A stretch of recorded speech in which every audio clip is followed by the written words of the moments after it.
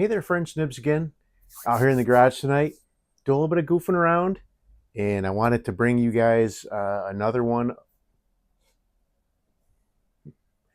Hey there, friends, Nibs again. Out here in the garage tonight, doing a little bit of goofing around, and I wanted to bring you guys another one of the cool guns that I picked up down at the Central PA Air Gun Show. This is actually one that I've been chasing for several years now. I've had the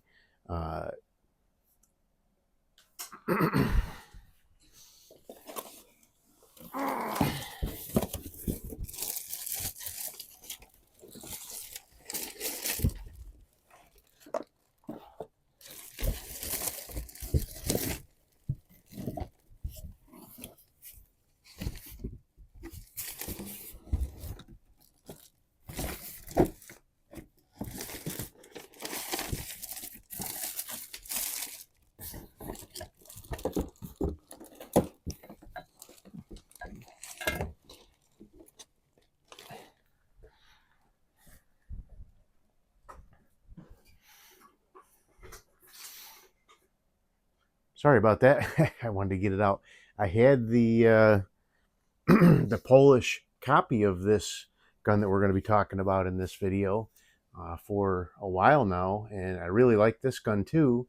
This is the Predom Lucznik, and this isn't my comparison video between the two of them. We'll do a head-to-head with these down the road, but what I have here today is a really cool piece of Walther history, and I'm even more pleased to have it in the original box and everything.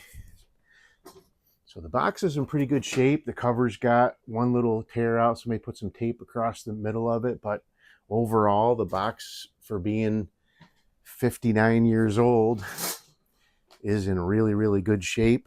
But so you can see down in here, it has a cleaning rod. It has the original instructions with the factory shot target.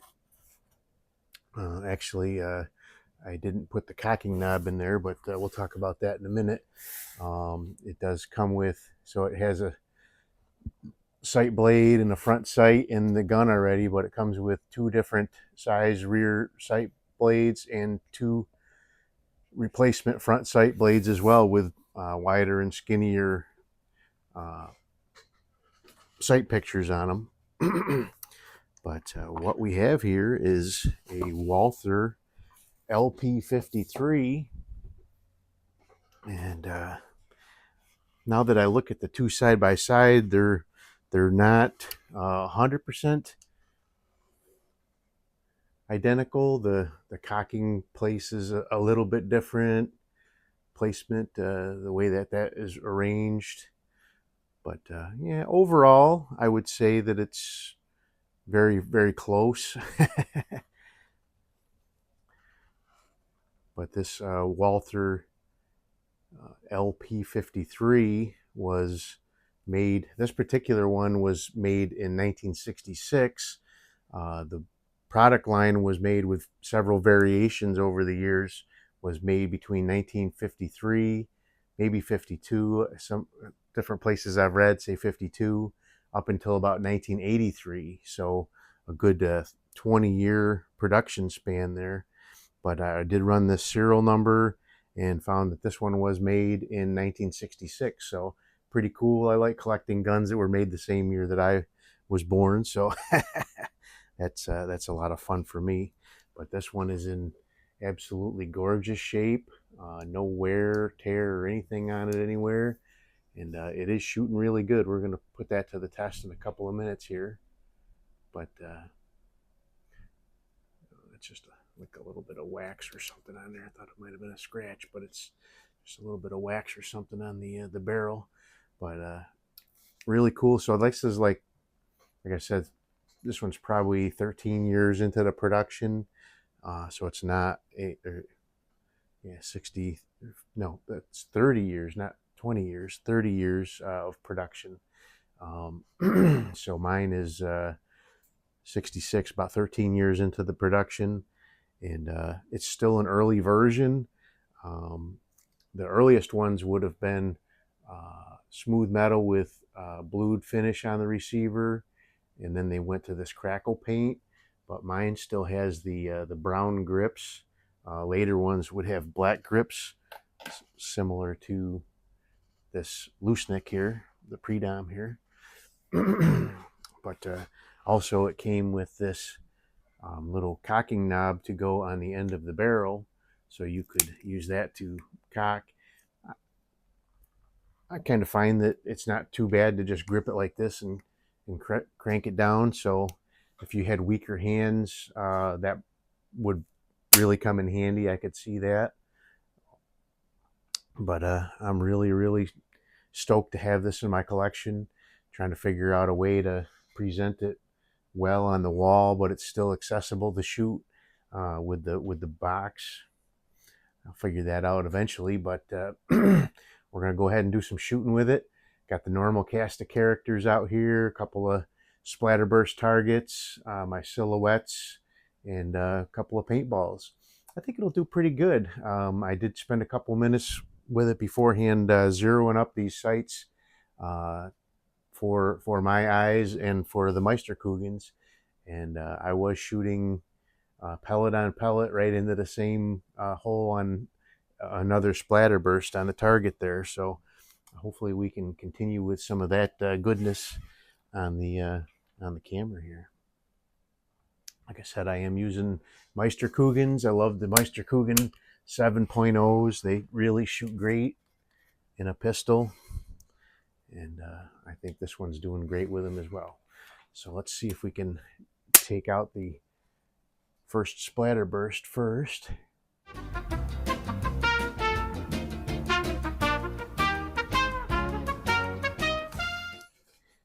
Alrighty, friends, I am back, and I just realized I had started doing the shooting portion of the video and realized that I hadn't turned my downrange camera on, so I'll have to do a little bit of video editing here and put the two pieces together. But got my downrange camera running, got my front camera running here, and we're going to do a little bit of shooting now.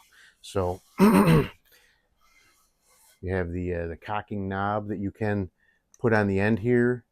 Does help out, does make it a little bit easier, but I do find that I can cock it easy enough just by grabbing the barrel behind the sight. If you did have weaker hands or arthritis in your hands or something like that, that cocking knob definitely would help out a lot. But for me, it's more of a nuisance to have to keep taking it on and off. But I do understand if you do have some issues with your hands or fingers, that would really come in handy a lot. So let's see if we can hit the splatterburst for starters. There we go.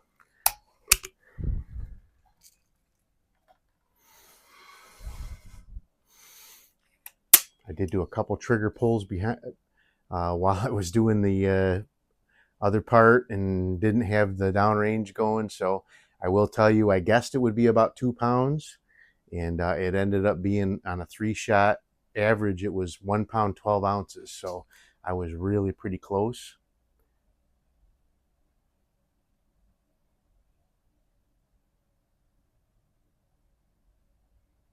But it is a nice trigger, really nice trigger.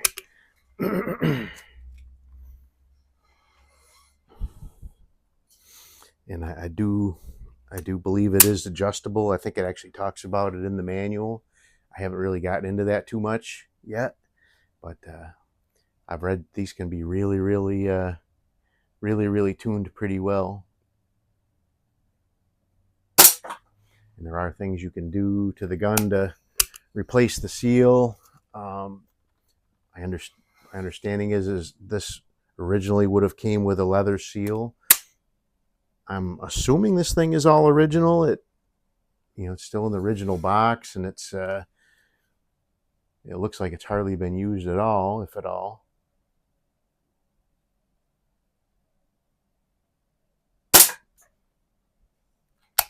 So, but when I get a nice piece like this, I I like to keep them as original as possible.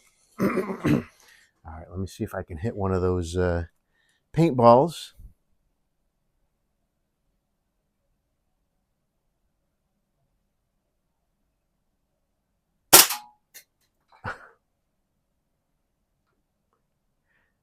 Well, not sure what I hit. I knocked the paintball away, but didn't give me that satisfying splatter like I like. All right, let's hit the chicken.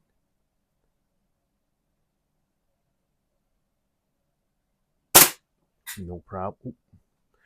Knock down my paintball. Stand by. Alrighty, I am back. I did find the green one that fell down as well, so I'll get another try at that one.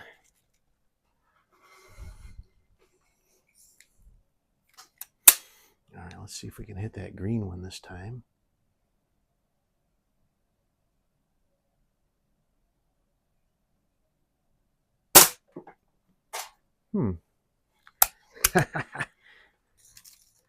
That one just does not want to burst. I think I keep hitting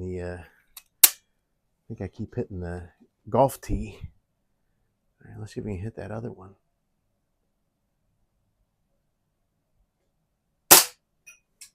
Ooh, that was definitely low.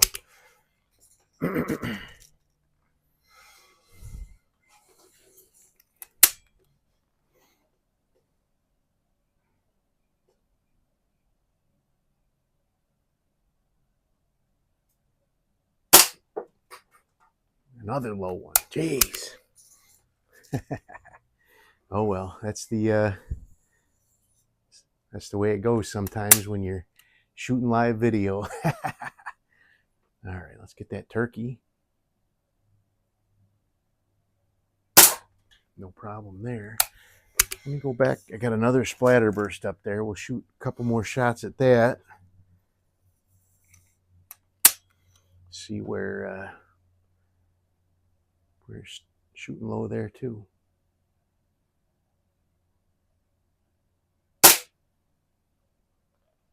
Not real low.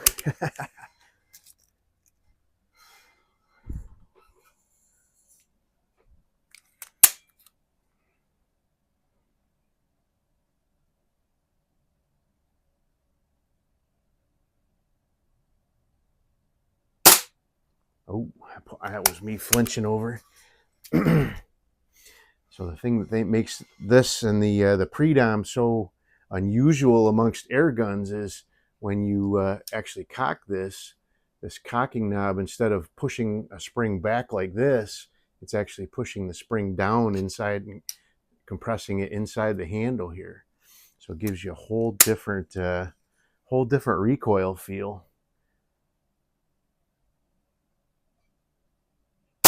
There we go. Whoop. Oh well, my paper just fell down. So, but anyway, there you go. That is the kind of the first look. We'll definitely be doing more with this down the road. Some head-to-head challenges. Definitely we'll have to do a head-to-head challenge with the pre-dom with it. So this pre-dom Loosenik was made in 1976.